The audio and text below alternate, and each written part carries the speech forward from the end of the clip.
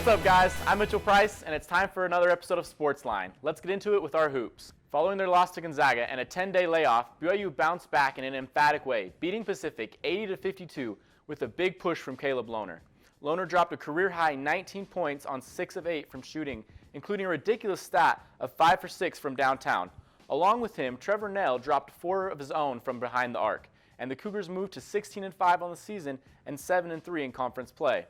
The men's team is doing great, but the women's team is upsetting some of the top dogs in the country themselves, the Bulldogs to be exact. Last night, BYU beat number 16 team in the country 61-56, moving them to 15-3 on the season.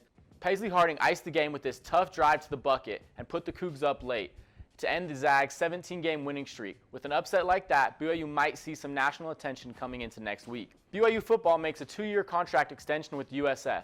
BYU is already set to play the Bulls this fall in Lavelle Edwards. The new contract has BYU going to Raymond James in the fall of 22 and back in Lavelle in 23.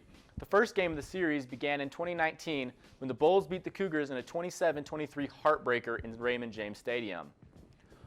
Cross-country All-American Connor Mans ran a time of 13 minutes, 28 seconds in the 5,000 meter. This is the fastest time in the world this year.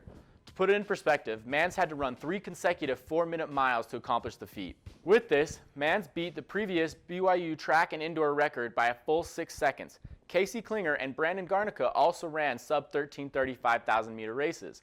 That means that if Mans hadn't broken the record, Klinger or Garnica both would have. Mans, Klinger, and Garnica have all moved into the 1, 2, and 3 spots in the NCAA and the world for the 5,000 meter. Not to mention, they did this in a few inches of fresh powder.